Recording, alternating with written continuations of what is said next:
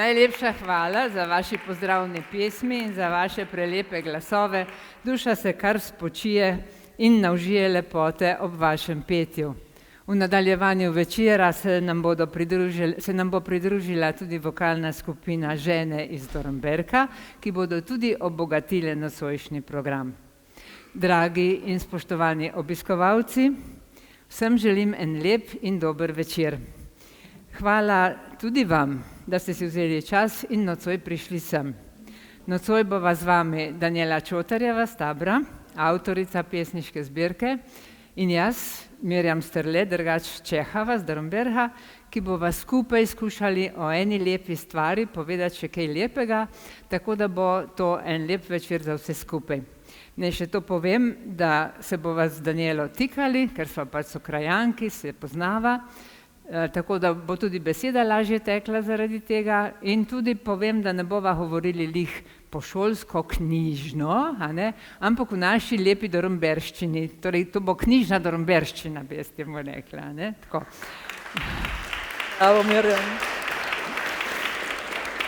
Ali preko bo ratalo? Ja, preko bo ratalo, tako, ja. Se pravi, mi dve se bova zdaj usedli, ker bo lažje, ker trema tudi dela svoje, se veste, kako je s tem, ne? In bom... Jokali smo tudi že. Jokali smo tudi že, tako da ne bo treba zdaj, ne?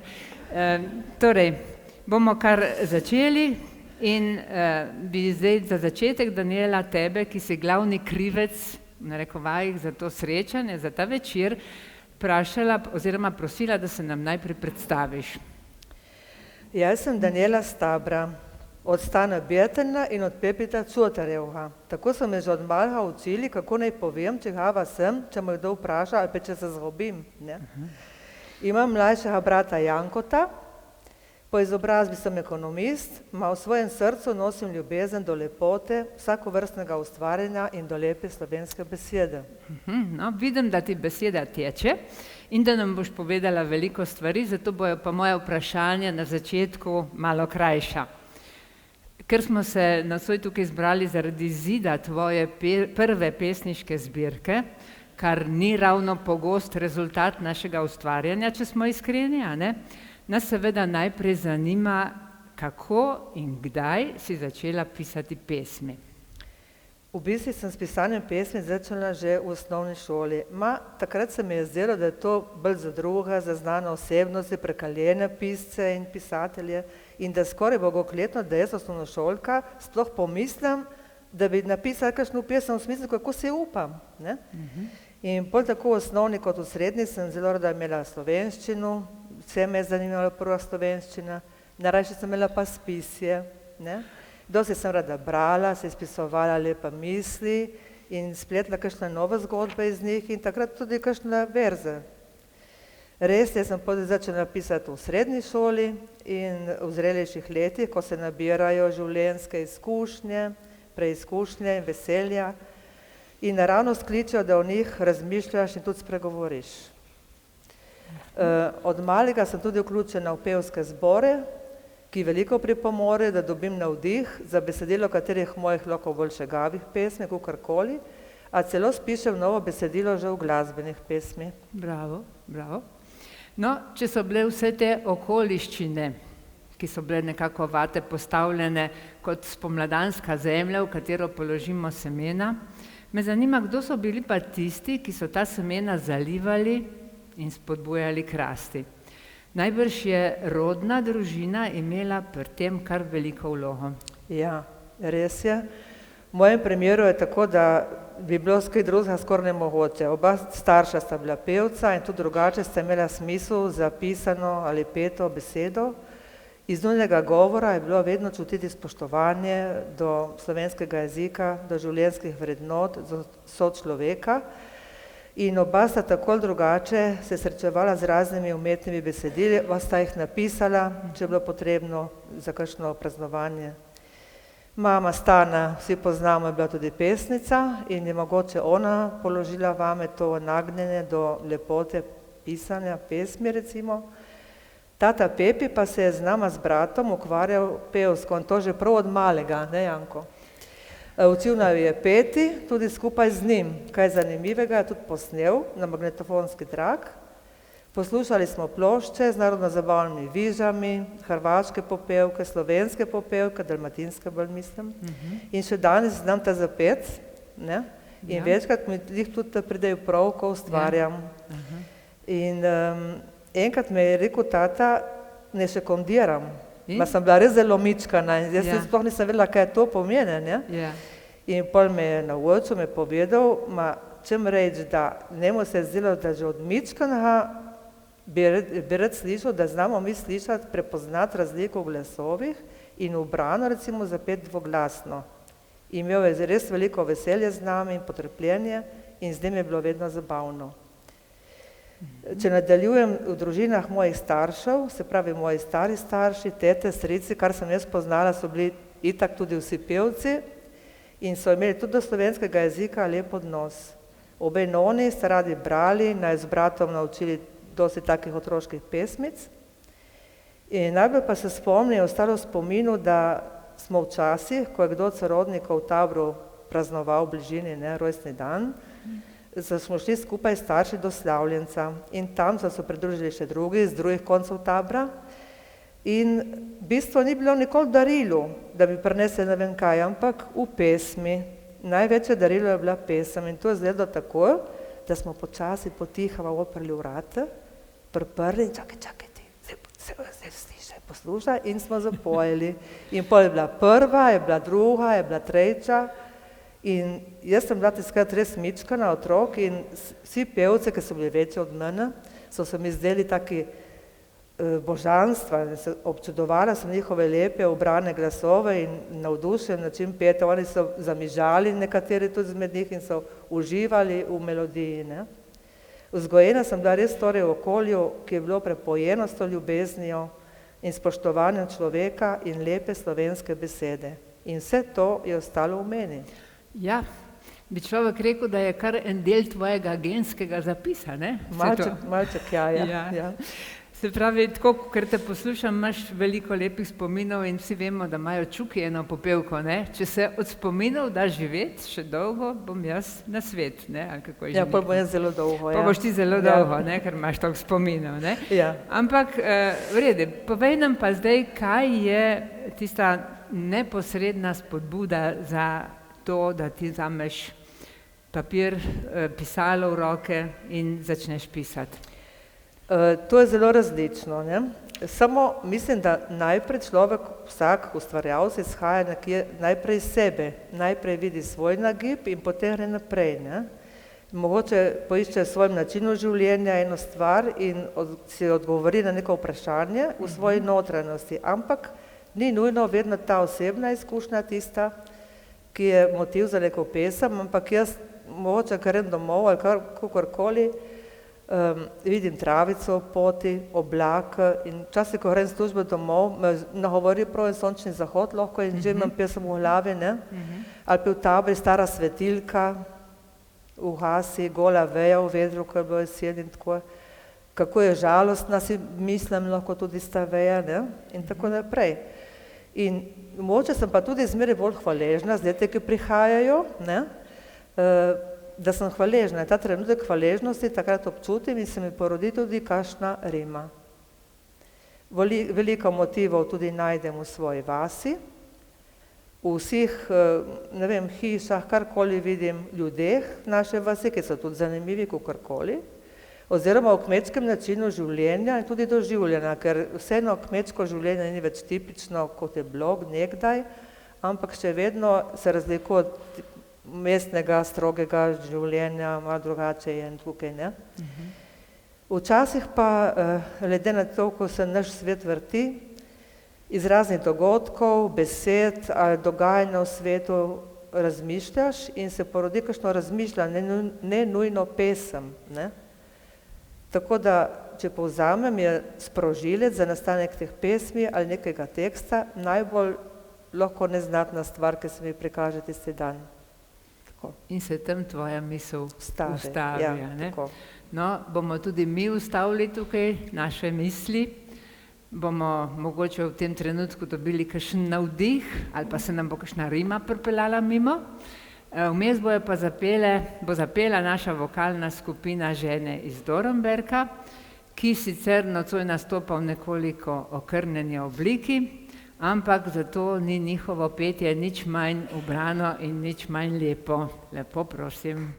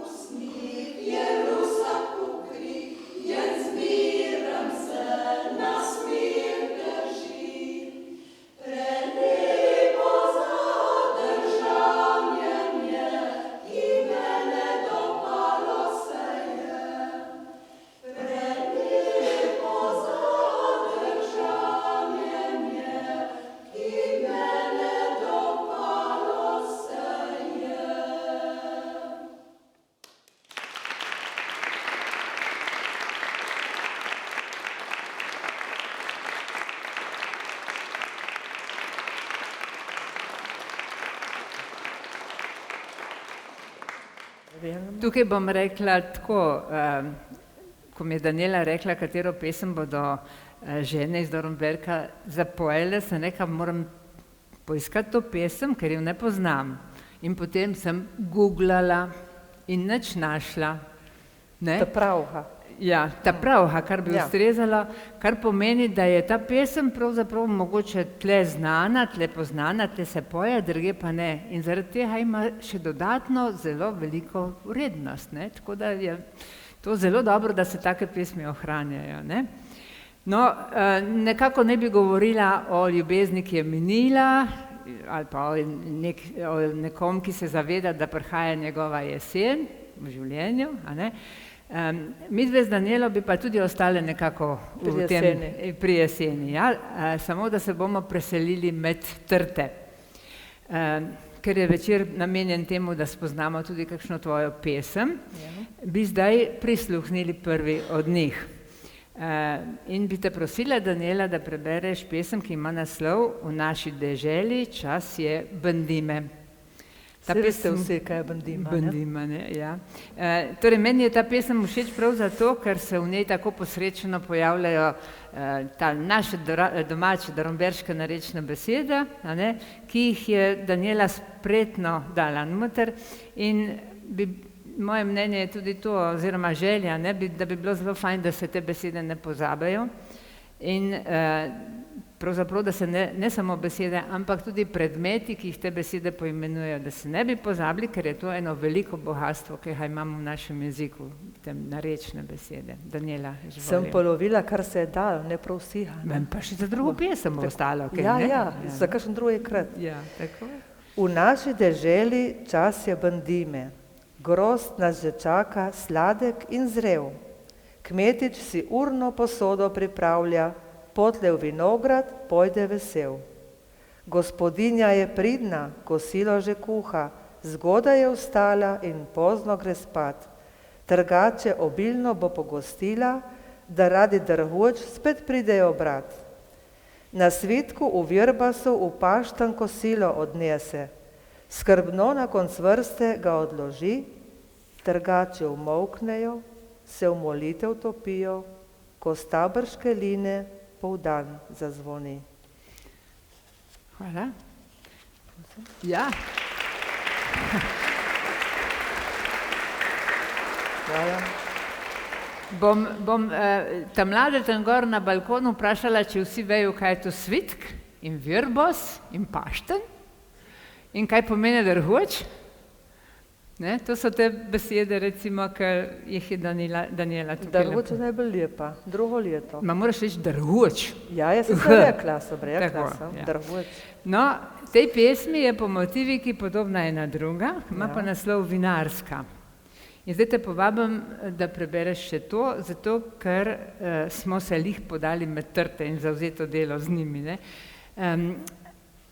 Ta pesem je meni všeč zaradi širšega konteksta, namreč, če človek prebira te pesmi tukaj, vidi, kako ti trto ceniš, kako jo občuduješ. Zate je trta kot mati, ki nenehno daje, ki ima silno življenjsko moč, vztrajnost. Tudi če je težko. Tudi če je težko, zato je vzdržljiva tudi, ne, in radodarna in še bi lahko naštevali. Ne. Prosim. Torej, te pesmi je ime Vinarska. Od 4 do 1 ali 5 dopoldan je leto za letom vinarjev vsak dan. Ko drugi vsa jutra brezskrbno še spijo, vinarji ob trtah že delat hitijo.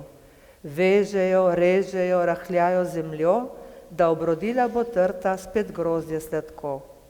Gledajo nežno mladik zarod nov, prosijo zanje z neba blagoslov. A večkrat z neba ne pride le moča, ampak huda neurja in včasih še toča. Zaustavljena rast je, ves trud je zaman, vinar na kolenih je ves poklapan. Žalostno zre uničene brajde, kako naj življenje novo spet najde. A potrpežljivost vinarja je neizmerljiva, volja njegova je neuklonljiva, pogumno vinograd svoj spet obnovi, spet trto neguje, zanjo živi. Naposled vinarje napori sadove dobijo, je letina dobra, trte bogato in zdravo rodijo, veseli se z družino, prijatelji, koliko naredijo, za drugo si letino vse dobro želijo. In potlej se delo vinarja šele začne, ko vino v sodih zori in čaka tistega lepega dne, ko polno okusa, cvetice, luč belega dne uzre. In tako na svetega Martina vinar ponosen natoči na mladega vina. S prijatelji rad vinar svoje vince deli, saj najslajše in najboljše je med dobrimi ljudmi. Naj bo dobro in sladko tudi za naše slavje, saj imamo moje prve pesniške zbirke, praznovanje. Naj Bog vsak vinarja tudi blagoslovi, naj trta ga razveseljuje še dolge dni. Ma Mirjama, kaj si mi to potaknila? Kaj je ta tekst to? Ja. Kaj je to? Je taka fajn pesem, da se to lahko naredi. Prelagodljiva, ne? Prelagodljiva. Ja. Jaz vem, da si jo napisala za 30-letnico naše samostojnosti. Ja, v knjigi je tako, ne? In to pa je tako, vidiš? To je pa tako, vidiš, ja. In take pesmi so zelo dobrodošle, bom rekla, ne? Ker pride prav, da lahko človek še kaj drugega da zraven. Ne? Ja, to pa res. Tako da je fajn. No, se nismo prav skrijali, me je ratalo.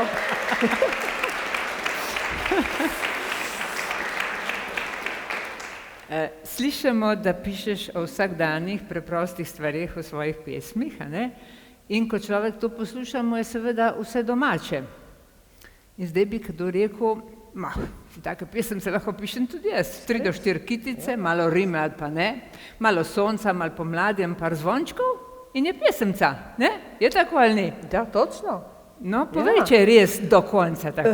Res na tak način, kakšenkrat, pero, ne? Ja, dobro. Včasih, če imamo srečo, gre tudi tako, ja. Motiv preleti od nekje, ti ga uloviš, po sreči se nam ujeti dobro rimo in pesem je tu. Seveda, pa se še posebej v trenutki žalosti, trpljenja, preizkušenj ne moramo odzvati na tak način, sigurno.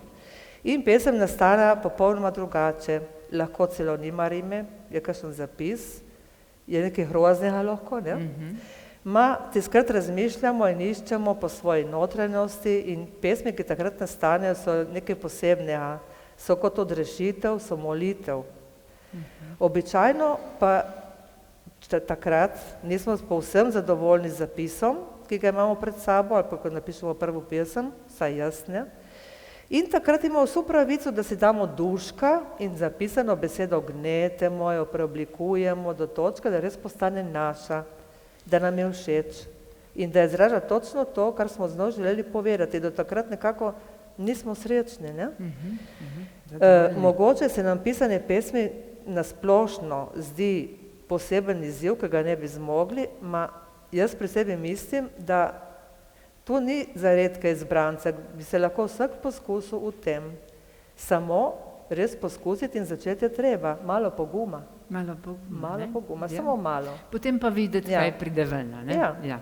No, pa imam še eno vprašanje v zvezi z branjem pesmi. Namreč, ko človek bere pesmi nekoga, ki ga pozna, si mogoče tudi nehote zraven misli, a tako je delala odna mama ali kaj? A tako je bilo prnih v bandimi? A dojno, da je bila zmeraj žalostna, kar piše v pesmi, da to nam drži. Nemogoče, ne? Tako da je tle veliko vprašanje, kako razumemo pesem, kako jo sprejmemo, ne? In mene recimo v tej zbirki zelo nagovarja ena pesem, ki ima naslov Bor, ne? In bi jo kar jaz prebrala za spremembo. Izvoli, Marjam. Ja. Kot bor z vicem v skalnatih gorah, ki nevihtam, strelam skuša kljubovati. Preklana sem, premražena in lačna, od ledenega dežja prebičena, a vem, da moram le obstati. Ker če ne obstanem, je ves moj trud zaman. Nič več ne bom prekaljen bor na veličastnih skalah, nič več ne bom sanjala o sončnem vzhodu v gorah, nebeške sile mi izrujejo srce, zmeljajo me v večni prah. O kom si pisala tukaj? O sebi? Ne, nikoli o sebi, Marjam. Tako rečemo o prijatelju, ne? Ja. Prijatelja?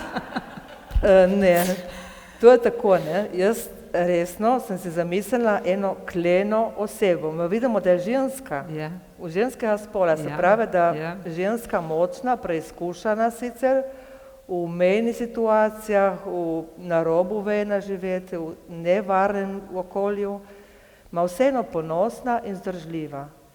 In če ni vedno taka, si misli ta ženska, narava kar naenkrat pozabi na njo in trenutku jo zavedno izbriše z obličja zemlje. Se pravi, da si ta, recimo človek, ta ženska, želi oziroma kontrira in vztraja do zadnjega diha, bi rekla, ne? In ve, da je treba samo zdržati.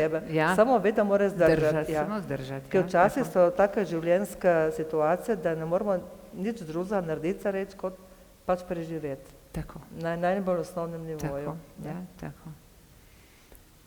In kaj misliš, kaj zdaj ta bor pravzaprav pomeni? Koga označuje? Ja, to je res ena klena osebnost, ki kljub viharjem, nasprotovanjem ostaja zakoreninjen v tleh, s tistimi mičkami koreninjem, ki jih pač ima, zato se še bolj trudi, ne? In je tak steber za ljudi okoli sebe. Zdaj imamo vsi pred sabo kakšno sliko, kakšna takega bora v hribah oziroma v horah, ne? Imamo, ja. Ja, tako. No, hvala, Danijela, za vse, kar si že povedala o sebi. Zdaj bi te pa rada vprašala nekaj tudi v zvezi z naslovom te pesniške zbirke. Z mislijo nate, moj tabor. Če človek brska po internetu, najde o taboru nad Dornberkom veliko različnih zapisov, pa ne samo lokalnih, ampak tudi v okviru Turistične zveze Slovenije, Slovenskega etnografskega muzeja, ki ima objavljene tudi, oziroma v svojem arhivu tudi različne fotografije s tabora, Geografskega inštituta Antona Melika, oni preučuje podnebje, prst, rastje in tako naprej. Ne? Nas pa zanima, Danijela, kaj pa tebi pomeni tabor? Prej si rekla, da si 100% taborka, ne? Po tatu, po mami, po starih staršah. In to, da ti daš tak naslov, z mislijo nate Moj tabor, ne, to kaže na zelo intimno povezanost s tem krajem. Bi malo pokomentirala? Ja, jaz sem to res mislila na tak način, recimo moj dragi tabor, moje osebe rekla, ne, kot do nekega otroka ali pa kot nekega, ne vem, čustveno navezanost močno, bolj kot neko nežnost čutim do tega tabora, ne. Ker vse, kar se mi dogaja tukaj in kar sem resnično veselega, lepega zgodi, se mi zgodi tukaj in žalostnega tudi, ne. In mogoče bi omenila to, malo bolj povedala, kako to pomeni meni, kar z eno pesmico, ki ima naslov Moje vasi, oziroma en izsek iz te pesmi Moje vasi. Vidim hiše v ozkih gasah, sredi njih pa vaški zvon. Na koru slišim pevce peti, o sveti Danijel, naš patron. In nad Faro Dorombjerško je moj tabor, ljubi dom. Grad, leštani, šantanjela, pribrikanih prastari zvon. Tu otroštvo mi je teklo, še slišim glas iz hladnih gas. V srce se moje je zateklo, ostalo tam bo večni čas. Zelo lepo. Zelo lepo.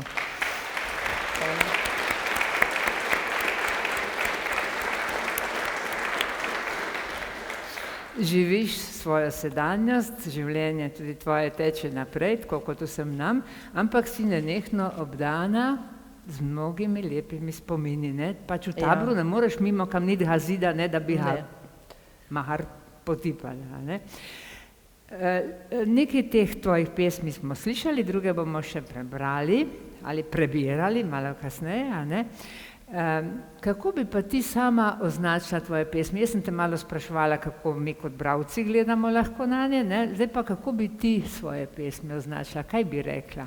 Mirjam, moje pesmi so, tako da rečem, slovenske, ne? Se pravi? To pomeni, da so sicer pretežno tožne, žalostne, jaz naredim še malo drugače na konci, da imajo skoraj vse ob koncu nekaj optimističnega, pozitivnega.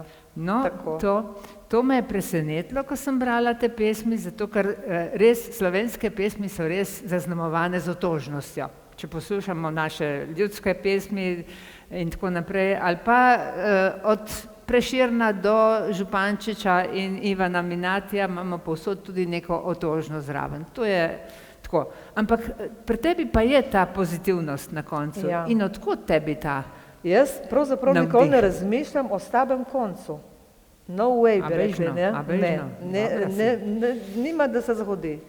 In verjamem, da konci enostavno ne more biti žalostni ali pa sploh samo žalostni, ampak se mora življenje dvigniti iz te žalosti in iti naprej. Tudi če trudoma, bi rekla potrpežljivo, s trpljenjem, mora iti naprej. Zato želim, da bi vsi recimo začutili neko upanje, srčnost, spoštovanje sočloveka, zmeraj to poudarjam, ali narave, ljubečnost sem rekla, to bi lahko rekla ena vrsta nežnost. In zato želim pisati na tak način, ki upošteva različnost in nikogar ne izključuje. In še več, verjamem, da vsak človek premore svoj izraz, s katerim se lahko izraža. In če je malo pripravljen v svojo notranjost, mogoče odkrije tam, kar ne bi pričakoval. Ne? In zato verjamem človeka, da je čudovito ustvarjen in njegove sposobnosti. In pišem o vsem, kar me obdaja in o vsem, kar nosim v sebi in tudi o mojih hrepenenjih, ki še čakajo tam nekje pod nebesi, ki še bodo še uresničili. Imaš kakšen primer take pesmi? Prav to bi recimo primer take pesmi, nepričakovanega dobrega konca. Imam primer recimo ene taborške, Miklavžev večer se imenuje, in to sem si tako zamislila, prav točno določen kraj, da bi se odvijalo v eni mičkani hiški na vrhi tabora, pri zvoniku, v partjeri našim. In iz opisa tega večera ne moramo čakati prav nič dobrega, čakamo, da se zgodila močna tragedija. Ne? Ta večer je Miklavžev večer in v njem se zgodi dejansko čudež namesto tragedija.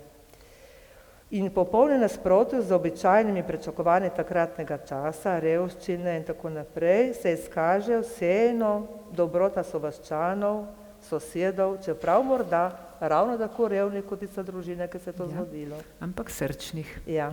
Ja. Miklavžev večer. Zunaj je mrzel, deževen večer.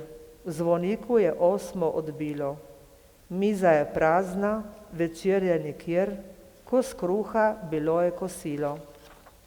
Sestrice, bratci se stiskajo v kot, objemajo se, da bi se vsaj malo ogreli. Zaprtih oči, premraženih rok, vidijo, kako so v ognjišču spet zublji vzplamteli. Čeprav so plameni le kratek privid, toplota srce jim ogreje. Sever zaganja v kamniti se zid, veselo se burja zasmeje. Mati vsa bleda, v morju solza, nemočno je roke sklenila. Sveto družino, svetnike, Boga, za pomoč je v stiski prosila. Naslednjega jutra, ko sonce je šlo, na oknu so kruh, pomaranče in kavni zavretek. Ob vratih pa vzre hvaležno oko, kup drvi in suhljad za podnetek. To pa človeku kar vzame besedo.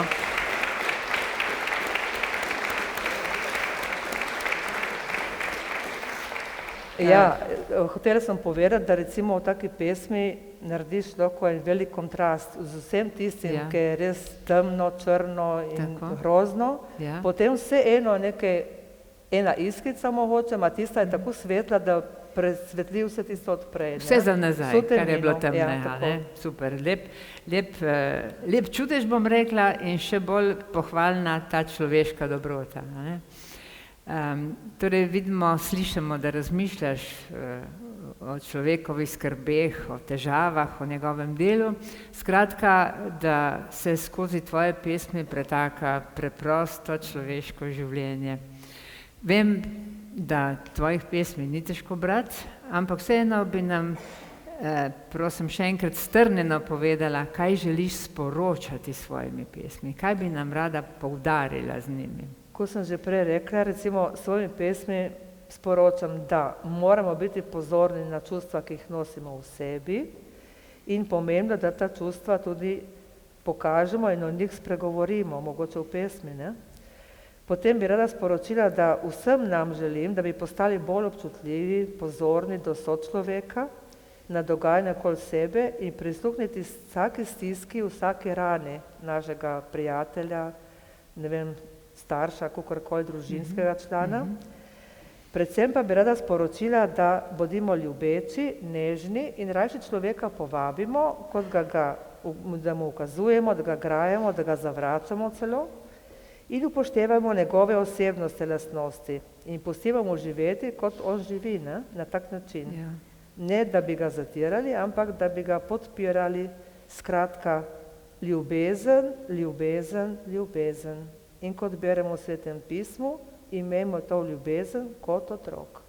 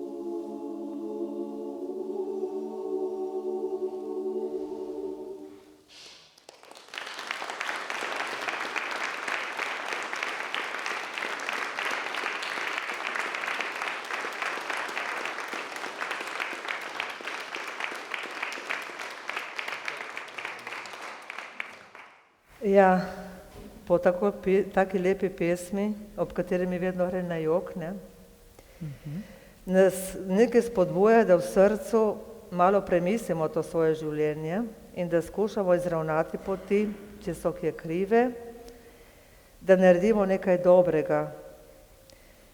Zdaj, da bomo bolj veseli, bi vas rada povabila, da sodelujete z mano. Naslov pesmi, ki jo bom prebrala, je Jesenske cvetlice. To se zapomnite. Ste slišali? Jesenske cvetlice. In vstavite, kar bo manjkalo. Ne? Kjer bo manjkalo. Kjer bo manjkalo, Ja. ja. V jesen se prikradejo nežne meglice, s tančico skrivnosti ovijajo lice. Kostani odvrgli so svoje ježice, ob stezi cvetijo. Jesenske cvetlice. Bravo. Nemočno jesensko jih sonce obseva, na jug odletele so skoraj vse ptice, a vendar veselje se novega dneva, junakinje gozda. Jesenske cvetlice. Med pisanim listjem v ognjeni jeseni prisluhnem ščebetu osamljene ptice. Zasijejo v meni veselja plameni, ko vidimo poti. Jesenske cvetlice. Bravo, odlični! Vidiš, Mirjam, se znajo. No, evo. Ja. Smo videli, da znamo tudi mi narediti kakšno rimo in kakšno pesemce, a ne? Tako, Se ni težko, smo to bila že prej, da ni težko sploh? Ja, hvala za sodelovanje. Zdaj pa gremo počasi proti koncu in zdaj še en srčen del tega večera, to so pa zahvale. Izvoli, Danela. Dragi obiskovalci in obiskovalke, zahvaljujem se vam za vašo prisotnost na moji predstavitvi. Bili ste res odlična publika. Hvala. Lahko zaploskate. Pole se zahvaljujem Mirjam za vodenje skozi nocojšnji večer, v redu, to pomeni več naprej. Ja. Pole oblikovalcu Luki Purgarju za oblikovanje moje prve pesniške zbirke, tiskarni Amedia, dornberškim fantom in mojim kmečkim ženam, oziroma, da ne bo pomote, vokalni skupini Žene iz Dornberka. Je prav? Dobro. So content. So content. Zahvaljujem se tudi Matiji Lokarju, ki mora moj dosti cajta čakati na mene, ma je poskrbel za elektroniko, tudi ne vem, če sem povedala prav. In isto, ko Saksidi za snemanje. Ja.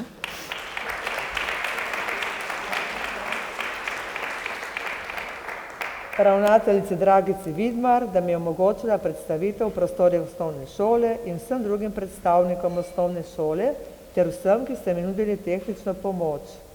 Krajevni skupnosti Dornberk, ki je sofinancirala izdajo knjige. Društvu Tabor, ki je pomagalo pri izdaji knjige in s tehnično pomočjo na tem dogodku. Vinarjema Vina Dornberk in kmetija Barkola. Članom cerkvenega pevskega zbora za vso pomoč in razumevanje. Zahvaljujem se tudi svoji družini in razširjeni družini za vso pomoč, spremljanje in nasvete na poti, ki jo je prehodila pesniška zbirka, preden je ugledala luč sveta. In vsem, ki ste mi pomagali, pa vas nisem omenila.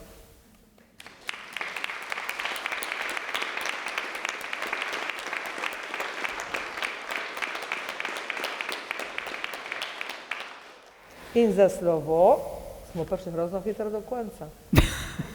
Vam preberem še eno pesem, Večer nad Tabrom. Je malo bolj žalostna, ko smo rekli prej.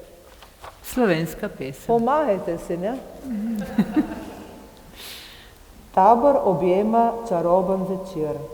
Z neba drobne zvezde migljajo. Na oknu slonim, v meni nemir, solze mojo dušo kapljajo. Včasih sva stala objeta mi dva, zasanjena vsa v tihi sreči, a nekega dne med zvezde si šla, ne morem z rokote doseči. Na nebu zdaj išče moje oko, te zvezda, ki siješ le zame. Čutim, da zame še bolj zažariš, ko moje oko te ujame.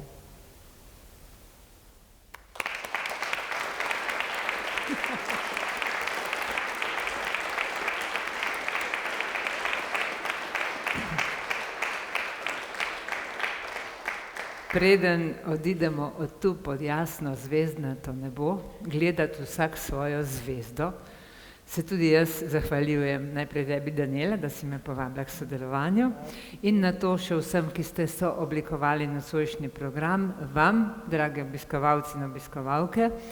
Vse skupaj pa vabim, da zapojemo skupaj še eno pesem, na to pa, da se malo podružimo tam zadaj ob kozarčku in prigrizku. Pa tam zadaj nekje so tudi Danijeline knjige, ki bodo zrle v vas, mogoče jim boste vrnili kakšen pogled, ne? Tako da lep večer še naprej.